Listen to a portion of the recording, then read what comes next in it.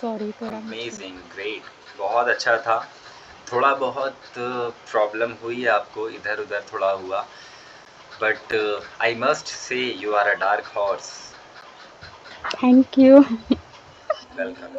तो ये पढ़ाया था मैंने, आई गेस, कि छुपा रुस्तम जब कहना होता है तो बहुत सारे एनिमल इडियम्स होते हैं हमारे इंग्लिश में, like you are an early bird for a person who wakes up early in the morning, night owl for a person who sleeps late at night, nearly in the morning, dark horse, like a dark horse for a person who has some surprising ability about which you don't have any idea, so like छुपा रुस्तम।